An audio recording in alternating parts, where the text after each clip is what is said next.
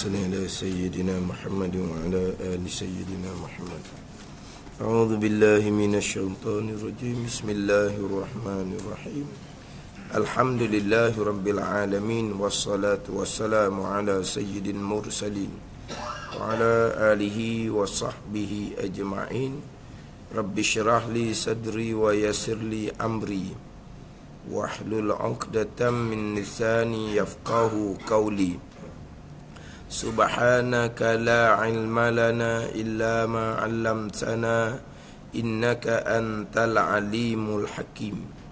ولا حول ولا قوة إلا بالله العلي العظيم. Kitab Aqidatul Najin, muka surat 3. Baris yang ke-13 daripada bawah. Muka surat 3, baris ke-13 daripada bawah. Qala al-muallifu rahimahullahu ta'ala wa nafa'ana bi'ulumihi amin. Bermula puji itu terbahagi atas 4. Bermula puji itu terbahagi atas 4 bahagian. 4 bahagian puji.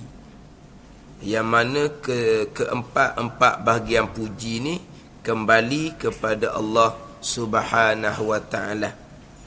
Sebab terdahulunya pengarang Syekh Sanusi mengiringi Bismillahirrahmanirrahim dengan Alhamdulillah. Alhamdulillah terjemahannya segala puji itu bagi Allah Subhanahu wa ta'ala. Sekalian pujian milik Allah Subhanahu wa ta'ala. Sekalian pujian kembali kepada Allah Subhanahu wa ta'ala. Jadi faham di situ pujian ni ada banyak bahagian, ada banyak peseng. Hari ni pun nak cerita pula. Pujian ni semuanya ada 4 pujian. Ada 4 bahagian pujian. Keempat bahagian pujian itu semuanya kembali kepada Allah Subhanahu wa ta'ala. Jadi bermula puji itu terbahagi atas 4 bahagian. Pertama, bahagian pujian yang pertama, puji qadim bagi qadim. Puji qadim, yakni puji oleh qadim bagi qadim akan qadim. Itu yang pertama. Yang kedua di hadapan, puji qadim bagi hadis. Kemudian yang ketiganya, puji hadis bagi hadis.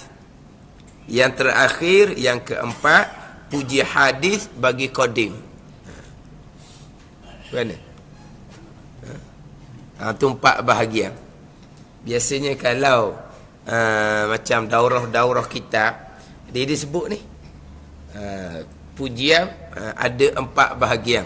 Mana puji qadim bagi hadis, puji qadim bagi qadim, puji qadim bagi hadis, puji hadis bagi hadis, dan puji hadis bagi qadim. Kita pun dengar ngigat. Dah qadim ni siapa? Allah. Hadis ni baharu siapa? Hamba kita. Itu je lah. Jadi kalau puji qadim akan qadim, Allah puji Allah lah. Itu je lah payah apa ni. Puji qadim akan hadis, mana Allah puji hamba. Puji hadis akan hadis, kita puji sesama kita. Puji hadis akan qadim, kita puji Allah. Itu je. Tak payah dah. Yelah qadim hanya Allah aja yang qadim. Selain daripada Allah, hadis baharu ada permulaan. Hadis, hawadis tu nah. Mukhalafatuhu ta'ala lil hawadis. Hawadis, segala perkara yang baharu. Hadis ni perkara yang baharu. Jadi selain daripada Allah, hadis belakalah. Perkara yang baharu belaka. Qadim hanya Allah. Jadi kalau qadim puji qadim, Allah puji Allah. Ada lagi kat mana dah. Jadi kesemua 4 bahagian ni kembali kepada Allah Subhanahu wa taala. Walaupun puji hadis akan hadis, kita memuji sesama kita pun pujian itu kembali kepada Allah Subhanahu wa taala. Keempat-empat pujian. Kalau Allah puji Allah, itu memang jelaslah.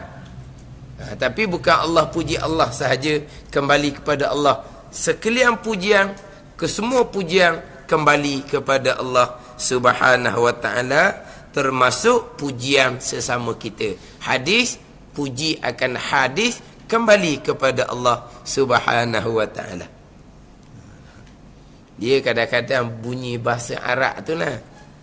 Bunyi bahasa Arab kita tak faham lah.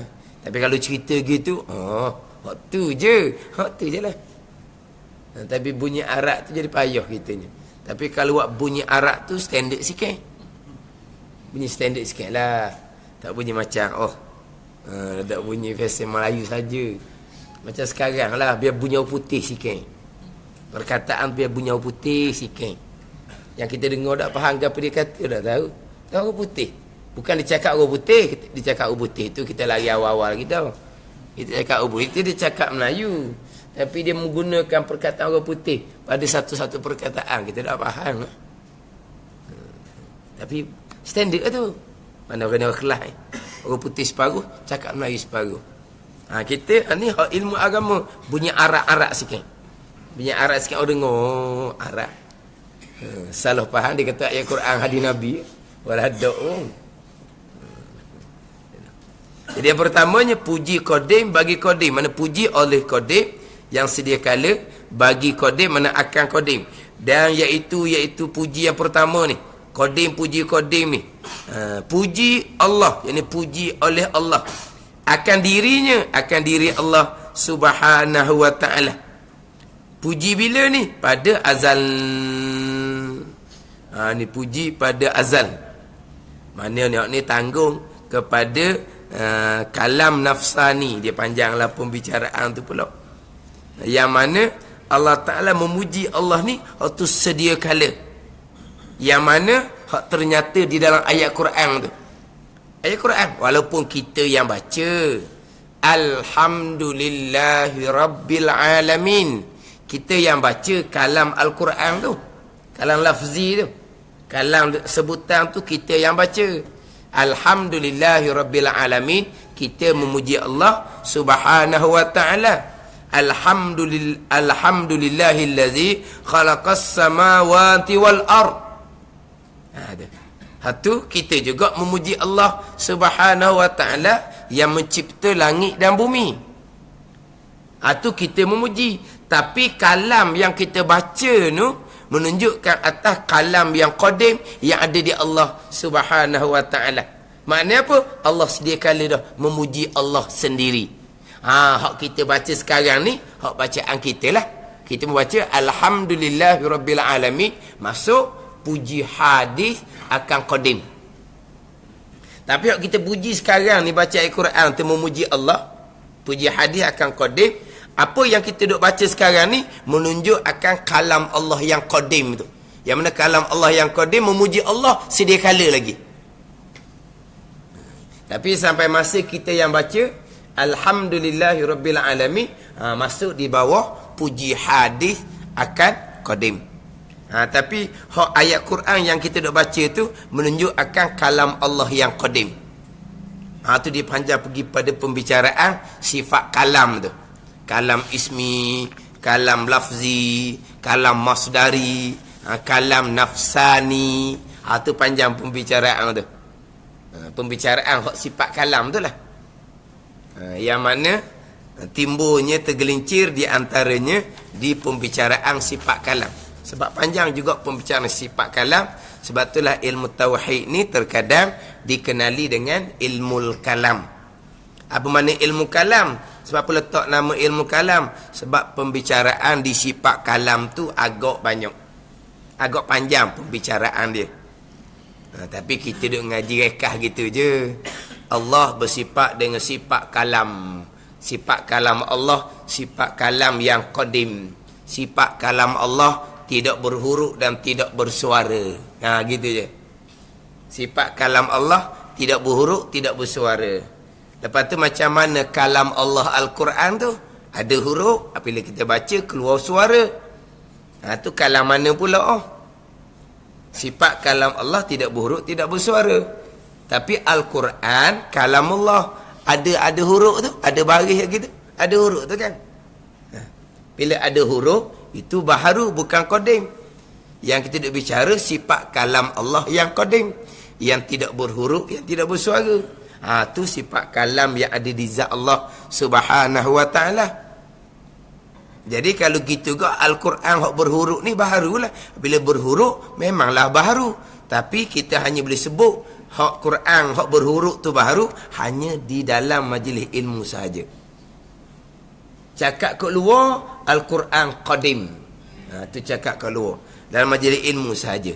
Ni fitnah hak timbul. Contoh yang masyhurnya fitnah yang menimpa Imam Ahmad bin Hanbal tu.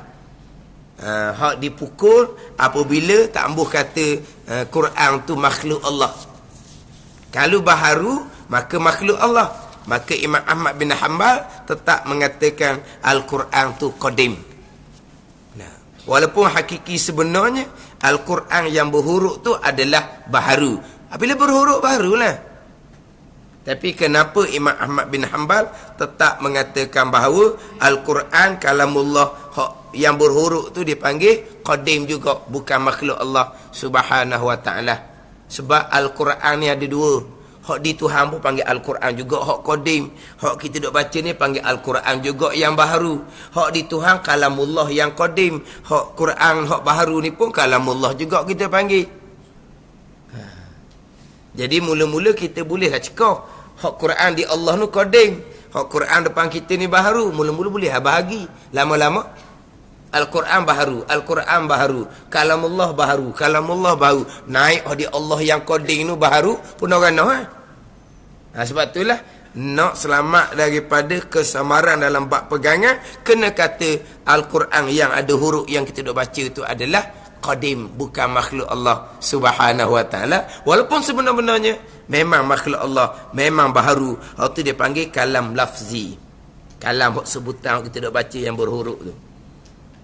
Ni bab pegangan. Walaupun sebenar pun takut jadi bolok, jangan duk kata. Ni kita cakap mula-mula tu kesamaran dah orang dalam bab pegangan. Tu haram awal lagi dah. Ni kalau kata Al-Quran baharu mana ni? Ni hak depan kita, kita duk baca-baca ni. Bukan Al-Quran hak qadim di Tuhan tu. Boleh kita royak. Tapi sekarang ni boleh kita bagi gitu. Nama sama Quran. Nama sama kalamullah. Ada hak qadim, ada hak baharu. Kita royaklah hak qadim hak di Tuhan, hak baharu depan kita ni. Bolehlah kita bahagi. Lama-lama orang belajar bolehlah faham. Orang hak dengar sipi-sipi air rosak pegangan. Lepas kata orang ni kata qadim. Walaupun depan kita pun kata qadim juga. Sebab apa? Sebab takut dia naik hak Tuhan tu, hak nu baharu. Ni bab pegangan. Di bab pegangan ni kena atur mulai. Ni walaupun tak salah tapi kesamaran. Contoh-contoh. Tak salah. Kalau kata mengaji sifat 20 tak wajib, tak salah. Salah apanya? Kalau mengaji sifat 20 wajib, sifat 20 kurung yang keempat. Kurung yang sebelum tu berdosa belaka. Betul. Dah. Hak wajibnya ke apa? Hak wajibnya fa'lam annahu la ilaha illallah. Hak tu hak Tuhan perintah. Hak Tuhan perintahnya kita makrifah, kenal bahawa tiada Tuhan melainkan Allah. Lepas tu kenal kok jalan mana? Di awal Islam kok jalan Quran dan hadis. Kita hak kemudian. Hak kemudiannya melalui kaedah sifat 20. Kaedah sifat 20 yang disusun oleh ulama yang ambil sumbernya Quran dan hadis. Kenapa dah ambil Quran hadis kan mudah? Ni kalau dia kata ambil kok Quran hadis tu mudah, dia tak faham akidah sebenarnya. Kalau mudah tu orang hak tinggi-tinggi hak dengan Tuhan dah awal Islam, di direct Quran hadis. Mana hak tu jalan yang terbaik. Tu hak payah tapi mereka hak hampir dengan Rasul. Kita jauh ni tak dah nak capai dah gitu Quran hadis. Lepas tu kaedah mana ulama susunnya? Kaedah sifat 20. Mana kaedah sifat 20 hak mudahnya. Kaedah Quran tu sesuai tu orang-orang yang tertentu tu di awal Islam. Tambahan pula di awal Islamnya orang Islam di kalangan orang Arab. Al-Quran bahasa mereka, hadis bahasa mereka. Mudahlah bagi mereka. Tapi kita orang kemudian Quran bukan bahasa kita. Macam mana kata kembali pada Al-Quran lah untuk mengenal Allah. Itu jalan hak mudah. Ni tak faham akidah benarnya ni. Hak cakap balas ni pergi pada bab pegangan tak lulus biasanya. Jadi sebenarnya memanglah ngaji Allah wajib ke tak? Tak wajib. Dah wajibnya ke apa? Wajibnya mengenal Allah, mengenal Rasul. Jalannya mana? Jalan sifat 20. Wajiblah ngaji sifat 20. Kita tak mau pakai kaedah sifat 20. Nak pakai kaedah mana? Nak pakai kaedah sebagai di awal Islam. Al-Quran dan hadis. Dah kita pandai Al-Quran hadis.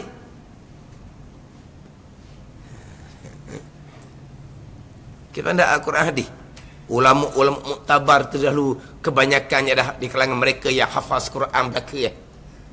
Mereka hafaz Quran belaka. Tapi mereka bukan hafaz Quran macam orang zaman kita ingat Quran saja, Quran kata apa tak tahu apa. Mereka hafaz Quran dan mereka mempelajari Al-Quran, mereka memahami satu Al-Quran. Mereka inilah yang berpegang dengan akidah Al-Quran. Dan mereka inilah yang menyusun kaedah sifat 20 ambil daripada dalil-dalil ayat Quran dan hadis Nabi. Untuk memudahkan kita orang kemudian. Faham tak? Jadi kitanya sifat 20 wajib kitanya. Mana kalau kata tak wajib ngaji sifat 20, itu haram wawa lagi dah. Sebab apa? Bawa kesamaran kepada orang awam. Orang awam malah dah ngaji tauhid. Banyak kata tak wajib sifat 20 pun tak ngajilah sifat 20. Lepas tu dia nak betul pegangan, kita ngaji tafsir. Ngaji tafsir tiap-tiap hari ke? Seminggu sekali. Satu Quran, nak berpegang satu Quran, ngaji seminggu sekali.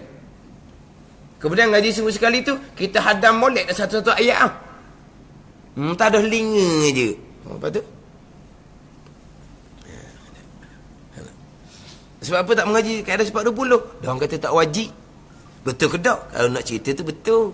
Tapi kesamaran orang dalam bab pegangan haram bercakap semua betul. Kalau orang yang orang agama.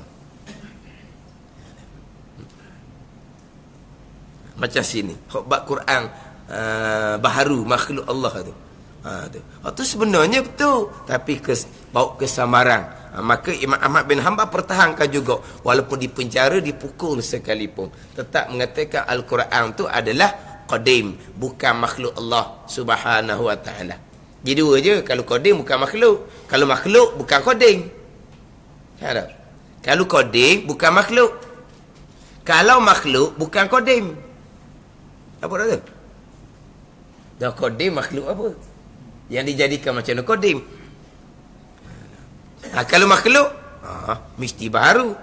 Sebab asalnya tak ada. Lepas tu dijadikan kemudian.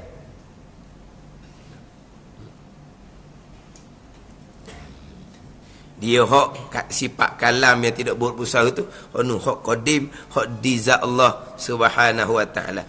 Bukan sifat kalam Allah tidak berhuruf, tidak bersuara. Sifat kalam kita pun tidak berhuruf dan tidak bersuara. Faham tak ni?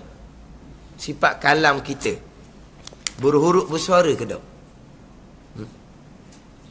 Kita tak kenal sifat kalam kita. Kenal tak sifat kalam? Kita ada tak sifat kalam? Adalah. Kalau tidak ada sifat kalam, dipanggil bisu. Dan kita bisu? Tidak. Bisu 1000 bahasa. Tu benda lain tu. Bisu 1000 bahasa tu. Tu tak boleh nak jawab orang panggil tu. Itu bukan bisu, tak ada sifat kalam. Kita ada sifat kalam. Tuan jadikan sifat kalam kita di lidah. Sifat kalam tu Tuan letak di lidah kita. Sebagian Tuan letak sifat kudrat di tubuh kita. Sifat kudrat Tuan bubuh di mana Tuan letak di tubuh kita. Sifat kalam Tuan letak di lidah kita tu. Sifat kalam kita berhuruf bersuara? Dah. Kalau sifat kalam kita berhuruf bersuara, bising bunyi. Bising dah kalau bersuara. Adapun kita bercakap, maka keluar perkataan, itu bukan sifat kalam hak ada di lidah kita. Hak bunyi pa tu kalam lafzi. Hak perkataan hak bunyi di suara tu. Hak tu kalam lafzi hak tu. Bila kita berkata tu kalam masdari. Bila kita berkata-kata, maka keluarlah perkataan hak pam di udara tu. Berkata tu dia panggil kalam masdari. Perkataan tu dia panggil kalam lafzi. Apabila kita berkata, menunjukkan bahawa di kita tu ada sifat kalam. Mula-mula kita tengok tu senyap je. Dia ni warna senyap je ni. Ke jenis bisu ni. Dia pun cakap lah. Dia cakap je. Nyata di kita, dia ada sifat kalam. Tu panggil kalam. Hak ada di lidah kita tu. Hak letak di lidah kita. Bila ada sifat kalam, kita pun berkata. Maka keluarlah perkataan. Hak perkataan tu boleh berhuruf bersuara. Ada pun sifat kalam yang ada di kita pun tidak berhuruf, tidak bersuara. Ke kalau kata cari lidah, terputus lidah, keluar ABC. Dah berhuruf? Tak ada. Tak ada huruf, tak ada suara. Tak ada. Huruf tak ada di lidah kita. Suara tak ada di lidah kita. Sifat kalam kita pun tidak berhuruf, tidak bersuara juga. Keluar suara ni apabila kita berkata-kata, keluar perkataan. Berkata-kata tu dia panggil kalam masdari, perkataan tu panggil kalam lafzi. Sifat kalam ada di kita tu dia panggil kalam ismi, kalam nafsi. Tu panjang cerita sifat kalam ni. Tapi cuma nak ceritanya, sifat kalam kita pun tidak berhuruf, tidak bersuara. Dia berkata-kata tu lain. Berkata, menggerakkan mulut tu lain. Macam kita kata, budak-budak. Bila dia mula berkata? Bila umur setahun, boleh dia berkata-kata. Umur setahun. Tapi, pada masa lahir tu, dia tidak berkata-kata. Menangis je lah kalau kita kata. Tapi, di budak baru lahir ni, ada tak sifat kalam? Ada. Bukan budak yang Tuhan lahirkan dalam bisu, bukan. Tuhan memang letak sifat kalam di lidah budak ni. Tapi cuma tidak pandai digunakan. Tapi sifat kalam ada daripada awal-awal. Kita budak ni gunakan bila umur setahun. Tapi bukan pada masa lahir tu kita tak kata budak ni bisu. Budak ni bersifat ni sifat kalam. Tapi belum pandai digunakan.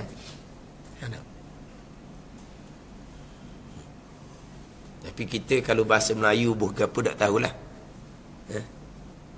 Kalau hak lain dia kata deria penglihatan, deria pendengaran. Kita hak panca indera hak 5 tu lah. Deria sentuh, deria rasa. Ada deria penglihatan, deria pendengaran, deria sentuh. Sentuh ni dengan pegang lah. Kalau hak jenis tok mati tu, kalau hak jenis kena angin tu, dia punya deria sentuh tak ada dah. Sentuh pun tak tahu licin ke kasar ke, tak tahu. Itu hilang deria sentuh. Deria rasa. Mana dia rasa tu? Kalau orang Tuhan tarik deria rasa, dia makan gapa pun tak rasa apa dah. Manis ke masin tak tahu dah. Satu lagi deria bau dah. Tapi kalau hak sifat kalam hak Tuhan buh kita, dia panggil deria apa? Ada tak? Tak faham tak tadi ni? Sifat kalam kita memang tidak berhuruf, tidak bersuara. Cuma kadang-kadang kita bertukar antara sifat kalam yang ada di lidah kita dengan berkata-kata. Berkata-kata tu takluk bagi fungsi bagi sifat kalam yang Tuhan letak di lidah kita. Apabila kita bersifat dengan sifat kalam, berarti kita tidak bisu. Sebab lawan kepada sifat kalam adalah bisu. Adapun berkata-kata, lawan dia adalah diam. Lain. Orang diam, dia tidak berkata-kata, tapi dia tetap bersifat dengan sifat kalam. Ianya bukan bisu, cuma dia tidak berkata-kata. Dia diam. Jadi berkata-kata lawan diam. Bisu lawannya bisu lawannya apa? Bisu lawan berkata-kata gitu. Jadi bisu lawan berkata-kata, berkata-kata lawan bisu. Mana kalau ada senyap ni bisu belaka ni. Bisu belaka lah. Kalau berkata-kata lawannya bisu. Ya. Berkata-kata lawannya diam. Tidak berkata-kata. Tapi orang yang diam tidak berkata-kata, dia tidak bersifat dengan sifat bisu. Dia tetap bersifat dengan sifat kalam. Tapi hak nak tanyanya, sifat kalam hak ada di kita ni, buruk bersuara ke tak? Tak juga. Itu bicara sifat lah. Jadi sifat kalam Allah yang qadim tu, hak tu tidak buruk dan tidak bersuara. Adapun Al-Quran dipanggil kalam lafzi. Berhuruf dipanggil tu. Hak sebenar-benarnya adalah baharu. Tapi tak boleh kata baharu. Ada benda sebenar tapi kita boleh nak kata. Macam kata qada perkara jahat. Hak sebenarnya daripada Allah. Tapi tak boleh nak kata daripada Allah. Mereka majlis ilmu hanya setakat nak royak pegang, kita boleh royak lah. Perkara jahat pun qada Allah. Boleh nak cakap kat luar gitu, haram, jangan. Bukan haram dosa kecil, haram dosa besar tu. Jangan. Lepas tu nak kata orang ni, hak jahat, hak kita lah. Jangan kata qada Allah. Hak sebenar-benarnya kau memang qada Allah, tapi tak boleh kata. Ada juga benda sebenar tapi tak boleh kata. Jadi kita nak kata apa-apa ni balik pada hukum. Hukum boleh kata ke tak? Hukum boleh kata, kita katalah. Hukum tak boleh kata, jangan katalah. Sama juga bercakap. Kita diperintah bercakap benar. Tapi ada ketikanya kita tak boleh bercakap benar. Kalau kita bercakap benar, mudarat orang lain. Jangan cakap benar. Orang tengah kejar orang, nak takir, nak bunuh. Kita tahu dia tu lari kok mana, sembunyinya kat mana. Orang tanya kita, nampak tak orang yang dikejar? Hak sebenarnya nampak. Di mana? Di situlah belakang tu. Tu hak sebenar. Tapi syarat, boleh tak cakap benda sebenar situ? Tak boleh. Wajib kita kena dusta. Pulak dah. Jadi kita ni, sebenar ke tak sebenar, boleh cakap tak boleh cakap, ikut pada hukum. Kalau kita cakap benda sebenar, menyebabkan jadi baloh orang. Jadi kita ni jadi macam batu api pula dah. Tapi cakap benda sebenar, jangan. Lepas tu, cakap benda tak sebenar lah. Supaya orang jadi tak berkelahi. Jadi apa yang kita nak bercakap, balik pada hukum. Walaupun benda tu sebenar, tapi hukum kata jangan duk beritahu benda sebenar. Sebab apa? Beritahu benda sebenar, kena takirlah kawan tu. Matilah kawan tu. Kita syubhat sama. Jadi qada jahat ni sebenarnya daripada Allah, tapi syarak melarang. Sebab apa? Tidak beradab. Jangan katalah. Al-Quran hak berhuruf ni baharu, memang sebenar gitu, tapi dilarang. Sebab apa? Takut tukar dengan hak qadim, hak di Tuhan. Lepas tu nak kata mana? Kata Quran qadim lah. Jadi hak Quran, hak baharu, hak berhuruf ni, itu menunjukkan hak di Tuhan yang qadim. Jadi dalam Al-Quran, Alhamdulillahirabbil alamin ke, Alhamdulillahillazi khalaqas samawati wal ard ke, hak tu Allah memuji Allah.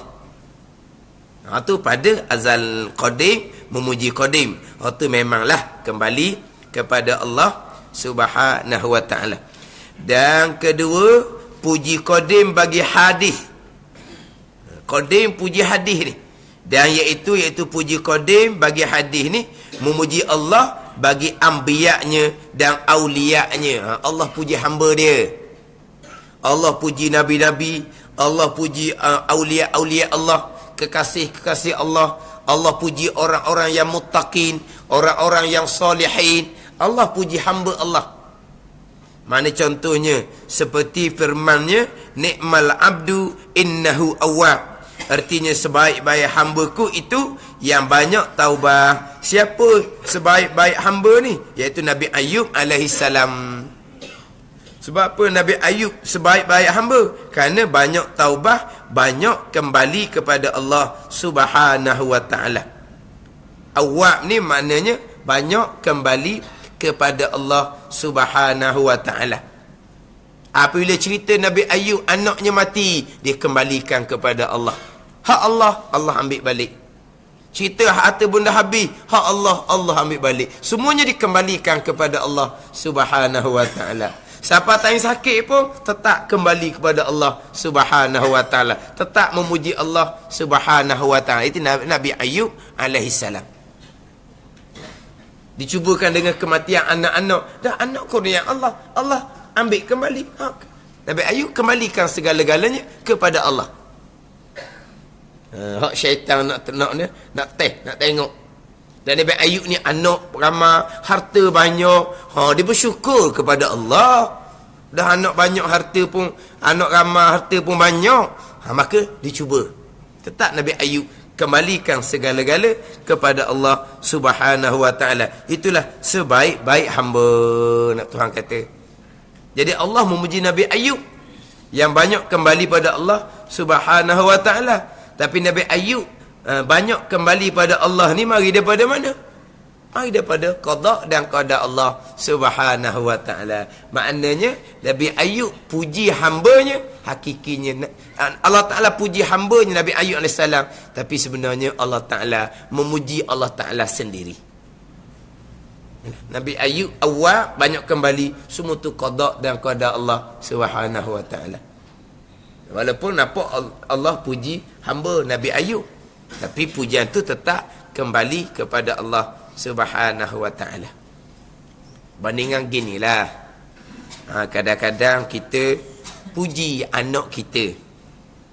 Puji anak kita. Ni, waktu bik periksa ni kan. Cerdik lah, begitulah, begini, begitu, begini. Sebenarnya bukan nak puji anak sangat. Tengok anak siapa. Cerdik. Tengok mak ayah dia pun cerdik kau. Berjuru anaknya. Tengok didikan siapa. Mak ayah dia didikan comel. Mana apa tu dia puji anak. Tapi sebenarnya dia nak puji diri dia sendiri. Dah cerdik keturunan mana, anak siapa. Kalau kata berjuru, didikan siapa, ajaran siapa. Maknanya puji diri sendiri juga sebenarnya. Allah memuji Nabi Ayub AS, banyak kembali kepada Allah. Nabi Ayub banyak kembali kepada Allah. Itu semua datang daripada qada dan qada Allah. Maknanya pujian tu tetap kembali kepada Allah Subhanahu wa taala. Itu yang kedua, puji qadim bagi hadis. Dan ketiga, puji hadis bagi hadis. Baharu puji baharu. Dan iaitu memuji hamba setengah, akan setengah mereka itu setengah hamba. Ni. Kita puji sesama kita. Mana contohnya? Seperti dikatanya, dia kata hamba, sebaik-baik manusia ialah si anu. Allah tak ada dah manusia paling baik sekali, dialah paling baik sekali. Ni pujian sesama kita. Kita memuji sesama kita kembali kepada Allah Subhanahu wa taala, sebab jadi baik dia tu mari daripada mana? Qada dan qada Allah Subhanahu wa taala. Qada dan qada Allah. Jadi kalau kata puji dia baik, dia berjuru, kuat belajar, kuat beramal, pemurah dianya, berakhir tolong orang dianya, mari mana belaka tu? Itu semua qada qadar Allah, taufik hidayah daripada Allah Subhanahu wa taala. Mana walaupun zahirnya pujian tu sesama kita, tapi pujian tu kembali kepada Allah Subhanahu wa taala. Alhamdulillah, sekalian pujian milik Allah kembali kepada Allah Subhanahu wa taala. Kalau duduk tahap ni tak ada apa-apalah. Kita memuji sama kita tak ada apa-apa. Sebab apa? Sebab kita nak cerita kenikmatan kurniaan daripada Allah Subhanahu wa taala. Tapi cuma puji memuji sesama kita ni, dia kena tengoklah juga. Kena tengok. Kita puji sesama kita tu, dia kembalikan pujian kepada Allah, ataupun dia jadi luah lubang hidung, jadi cakap budak betul tu. Kena tengok pula situ. Memanglah hukum syaraknya membenarkan kita memuji sesama kita. Ada apa-apanya. Awak ni baik, awak ni berjuru, awak ni boleh diharap, awak ni pandai. Boleh kita puji. Apabila ada awak je lah, jadi kerjaan, jadi teratur, molek, tu puji belaka tu. Pujian sesama kita tu. Kadang-kadang kita puji anak-anak kita, tu puji sesama kita. Tak ada masalah. Tapi kena jaga molek lah. Sebab alhamdulillah, sekalian pujian milik Allah. Mana kita duk puji sama kita tu kembali kepada Allah Subhanahu wa taala. Tapi kalau kita puji je, dia jadi rosak, haram kita puji. Kita puji dia jadi pasal lain. Dah. Lepas puji je, okey, makan. Kita jamu belaka dia tu, jamu lalu dah. Dah, kita puji dia. Apa enggak akak-akak. Faham tak? Akak. Dia jenis makan jack, makan pong. Payahlah. Makan jack. Macam orang kata tayar. Akak terbalik lah kereta tu. Makan pong ni apa pong ni tu? Masuk pong tu kembung. Tu makan jack, makan pong apa panggil? Cakap sini orang suka. Yelah, apabila dia makan jack, makan pong, kita orang puji dia boleh makan free lah. Dah dia ni naik tinggi, dah ni terapur, kembung dah ni. Makan. Boleh makan free lah kitanya. Sebab apa? Sebab dia orang apa? Orang yang makan pujian gitu kan tau. Dia panggil makan jack. Ni mana jack tu akak.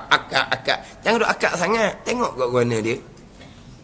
Kalau kita puji dia, alhamdulillah. Tak apalah. Tak apalah kita puji dia. Kita kembalikan pujian kepada Allah Subhanahu wa taala. Tak apa. Tapi kalau kita jenis puji alhamdulillah, Allah. Tak masuk jarum apa panggil? Tak masuk jarum tau. Tak masuk jarum. Jadi apa malah puji. Kita sebenarnya bukan nak angkat pujian kepada Allah. Kita memuji tujuan kitanya, tujuan yang lain, bukan kerana Allah Subhanahu wa taala. Kita puji kerana Allah. Dia baik, dia berjuru, kita puji kerana Allah. Dan dia pun alhamdulillah. Mudah-mudahan hak Tuhan susung kebaikan ni, Tuhan tak tarik balik. Gitu je lah. Tak apa kita puji pun. Ada pun yang dipuji tu dia berasa lain sikit, bunga sikit, tak apa. Bunga sikit tu manusia. Kita tahap orang awam ni, puji tu dia kembang sikit. Kalau keji tu dia panas sikit. Gitulah. Dan kita duduk makam tu kan, makam orang awam. Sampai makam sungguh, segala-gala daripada Allah, puji keji sama sahaja bagi mereka. Sebab apa? Puji zahir daripada seseorang, hakiki daripada Allah. Dia tidak pandang seseorang, pandang hakiki. Tapi bukan buat-buat basirah mereka sampai makam aulia. Keji, zahir keji mari daripada lidah seseorang, tapi hakikinya lidah seseorang tidak boleh mengeluarkan suara. Walaupun di lidah Allah jadikan sifat kalam, tapi sifat kalam di lidah tak bekas sama sekali. Keluar suara tu hakikinya perbuatan Allah. Jadi kejian tu datang daripada Allah hakikinya. Maka dia tak rasa apa-apa. Sampai tahap ni. Ni tak boleh nak lakung ni. Lakung. Tak. Patang ni orang keji sikit je. Balah lalu makan hamu lalu dah. Dia kata dia makam tinggi. Segala-gala daripada Allah.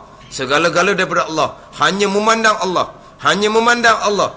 Keji sikit aja, merah dah muka. Memandang Allah macam mana? Keji tu, tegar tu contohnya. Ataupun, apa-apa pun sekalipun. Itu hakikinya datang dari Allah. Kamu memandang Allah. Kenapa berasa nak marah? Dia panggil apa ni? Lakon-lakon. Buat-buat. Kalau siapa kedudukan sungguh, puji keji sama sahaja. Puji pun alhamdulillah, keji pun alhamdulillah. Tak ada rasa apa. Puji tak ada rasa apa. Benda ni keji pun tak ada rasa apa. Orang sampai tahap Tuhan kurnia apa-apa pun dia tak rasa apa, dia kembali kepada Allah. Tuhan tarik apa-apa pun dia tak rasa apa, dia kembali kepada Allah. Hak macam Nabi Ayub AS. Tarik anak, kembali pada Allah. Tarik harta, kembali pada Allah. Ni apa tahap ni? Tapi kalau kita ni duduk tahap Tuhan kurnia apa-apa, Tuhan kurnia lah dengan pujian manusia, tu semua datang daripada Allah. Kembang kitanya. Tuhan tarik pula tuan susung orang mengeji kita, mengutuk kita, mengata pada kita, kita pun jadi duka cita. Hak ni dia panggil apa ni? Dan kita hikamnya disebut apa dia? Fastadalla ala tufailiyatika. Dia ibarat bukan gitulah. Tufaili orang panggil. Tufaili ni kalau kita ngaji dalam hukum fiqh, tufaili ni orang panggil ngelang anjing. Ngelang anjing, tufaili. Orang tak jepuk dia pergi makan jamu. Tu tufaili orang panggil. Orang apa panggil ngendeng. Orang jepuknya tidak dia pergi tumpang makan. Haram tu. Dia panggil ngelang anjing dia panggil. Anjing kan anjing, jepuknya tidak, jelek-jelek ni. Lidah dia keluar tu duk musing tu. Tufaili dia panggil. Dia panggil ngelang anjing dia panggil. Ngelang panggilang tu lah. Tufaili. Ni dia panggil apa? Tufaili ni orang ni nak ngendeng hidangan aulia. Dia tak sampai makam aulia, tapi nak musing je. Nak macam dia je. Siapa ni? Orang yang dapat kurniaan gembira. Orang yang ditarik kurniaan duka cita. Ni orang yang baru nak ngendeng, nak musing hidangan aulia. Tapi sebenarnya siapa dia ni? Sedang kitab diterjemah Tufaili ni budak-budak lagi ni. Orang tak ada makan di sisi Allah Subhanahu wa taala. Kita pun kalau tuan kurnia bukan rasa gembira. Kalau tuan tarik bukan rasa duka cita. Tufaili tu. Budak-budak. Mana apa? Duduk musing di hidangan aulia illah. Mana kita tu tak layak pun nak makan hidangan tu.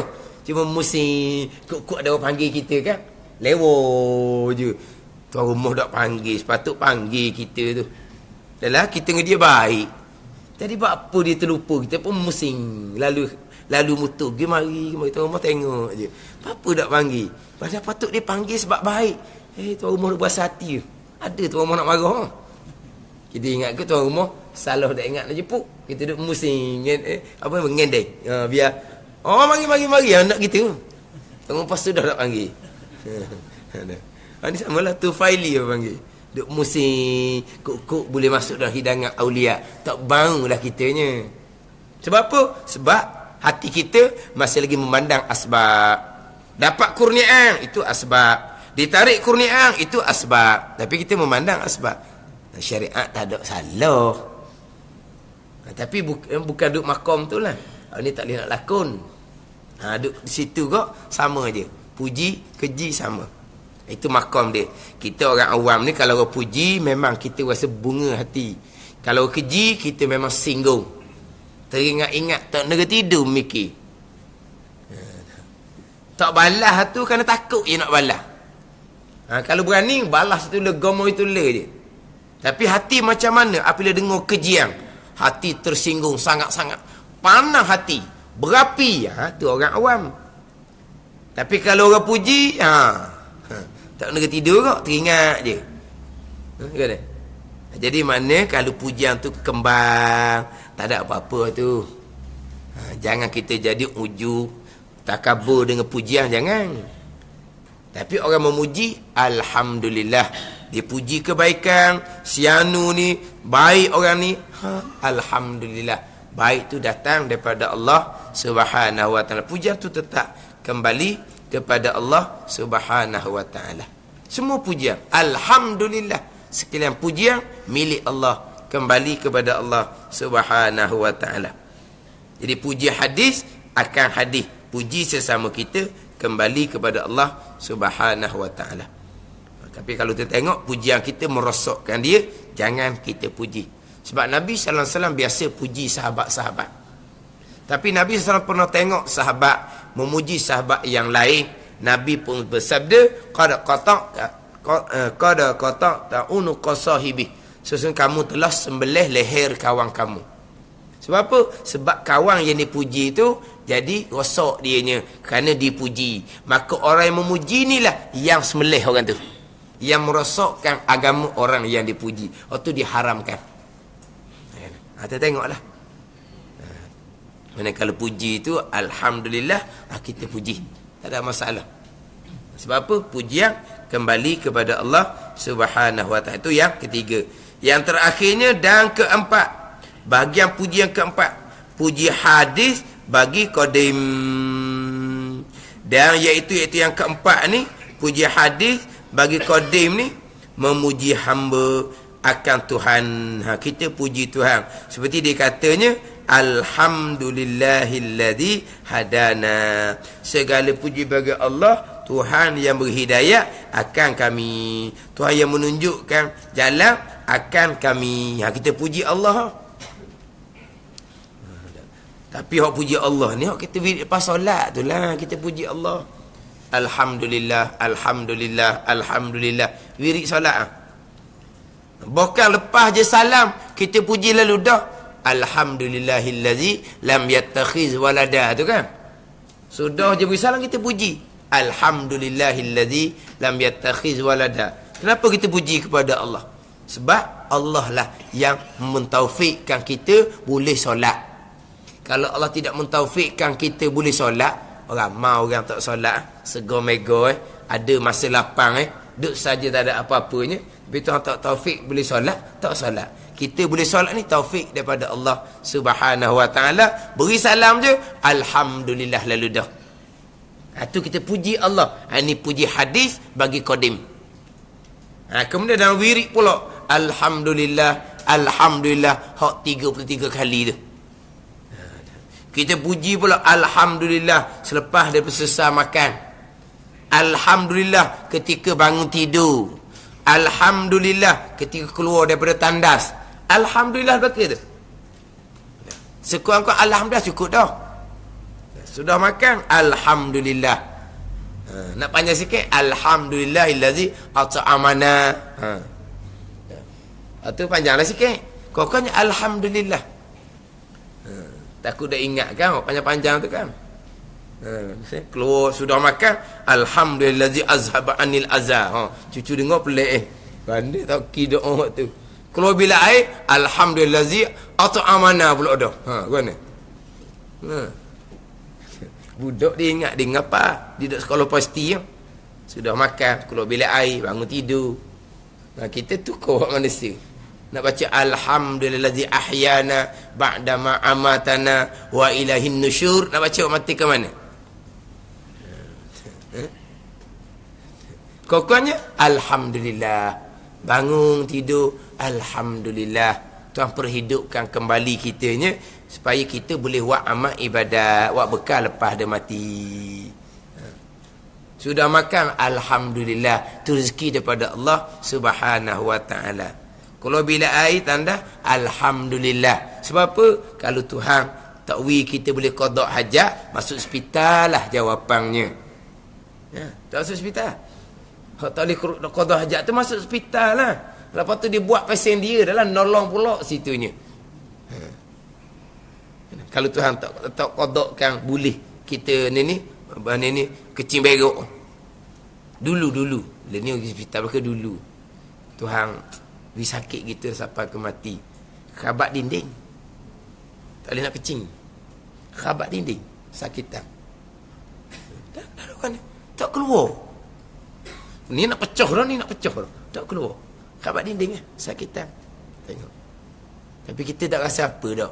Boleh kecing gitu je. Dia gitu kan. Cuba kita fikir. Kita fikir kalau Tuhan tak bagi keluar. Rasa mana? Ataupun keluar tok jenis hak apa ni? Batu karang. Orang mana? Sakitan. Dah kita mana? Senang je. Semalaman 3-4 kali senang je. Nak tidur tak boleh. Nak tidur kejap, nak kecing. Kecing. Senang je. Tapi tidur tak boleh. Dah? Baru nak jenera, rasa pula dah. Gi pula. Boleh. Kecing manis dah. Kecil manis. Gitu kan. Tapi nak ceritanya mudah je. Lepas tu kita sudah alhamdulillah. Itu betul. Puji hadis bagi qadim. Puji hadis bagi qadim ni memang terang-terang lah. Pujian tu kita kembalikan kepada Allah Subhanahu wa taala. Puji hadis bagi qadim yang keempat ni memang terang-terang. hak kita terlupa ni, puji sesama kita hak ketiga tu. Puji hadis akan hadis tu. Puji hamba akan hamba ni. Puji setengah akan setengah ni. Ni kita dak ni dak kembalikan pujian kepada Allah Subhanahu wa taala. Hak yang ketiga tu. Yang tiga tu pun kembali pada Allah. Tapi yang keempat ni puji hadis bagi qadim. Hamba puji Tuhan. Tu memang jelas-jelas lah. Kita puji Tuhan kan. Pujian tu kembali pada Tuhan lah. Jadi keempat-empat pujian ni, maka keempat-empatnya itu, keempat-empat bahagian pujian kembali kepada Allah Subhanahu wa taala. Alhamdulillah, sekalian pujian milik Allah, tertentu bagi Allah, yang mustahak bagi Allah Subhanahu wa taala, kembali kepada Allah Subhanahu wa taala. Ni kita ada kitab sendiri ni. Kalau orang mengajar, memanglah dia, kalau dia di awal kitab bismillah dia pun hurah, alhamdulillah dia hurah pesening lah. Kalau dalam kitab ni. Tapi kalau kitab kecil, dia tak ceritalah pembahagian seumpama ni. Orang mengajar lah hurah jadi panjang ni. Kita lain ni, kita ada kitab sendiri ni. Ada 4 bahagian pujian, kita ada kitab tempat rujukan kita sendiri. Ni kitab syarah huraian ni. Kemudian hak ni memang hak amalan kita. Alhamdulillah, alhamdulillah, itu amalan kita. Sekian pujian kembali pada Allah, sekian pujian milik Allah. Tapi kadang kita tak faham hak mana pujian milik Allah ni. Akhirnya puji sesama kita tak ada. Jadi lekat setakat kita je. Bila dipuji itu berhenti setakat kita, timbullah riak, ujub, takabur. Sebab apa? Sebab tak kembalikan pujian kepada hakikinya. Apa yang dipuji itu datang daripada qada dan qada Allah Subhanahu wa taala. Selesai bahagian pujian. Bermula makna puji pada lughah itu huwas-sana'u bil jamil al jamil ikhtiyari ala wajib ta'zim. Nak bermakna puji pula. Pada lughah, pada bahasa Arab mana apa? Alhamdu ni mana apa? Kemudian pada syarak pula, pada istilah alhamdu ni maksud apa kita puji Tuhan ni? Setakat mulut kata je? Tak. Dengan perbuatan kita sendiri membesarkan Tuhan yang beri nikmat. Itu puji. Kalau mulut alhamdulillah, tapi perbuatan kita duduk derhaka sepanjang masa, itu bukan puji ke Tuhan. Dia puji ke Tuhan ni, kita bukan setakat mulut alhamdulillah. Ni hak kita buat perbuatan kita ni menunjukkan kata kita membesar Allah yang beri kita bagai-bagai nikmat. Itu alhamdulillah yang sebenar. Bukan alhamdulillah setakat di mulut saja. Mulut alhamdulillah, tengah duk julang benda maksiat contohlah. Macam ni, macam artis-artis tu terima anugerah tu. Hak mainan hak karuk-karuk dia tu. Naik atas petah, telanjang bulat dia, betul katanya bulat, telanjang itu aurah lah maknanya. Pegang trofi, alhamdulillah dia kata. Ni anugerah Tuhan kepada saya yang duk menyanyi, duk berlakon lama dah ni. Alhamdulillah. Dia puji kepada Allah yang sebenarnya bukan perkataan, bahkan perbuatan kita nak menunjukkan bahawa kita membesarkan Tuhan beri nikmat. Itu baru panggil puji yang sebenar. Bukan hanya mulut saja kata alhamdulillah. Ini makna puji-puji ni apa pula ni? Lughah di mana apa? Hak istilahnya makna apa?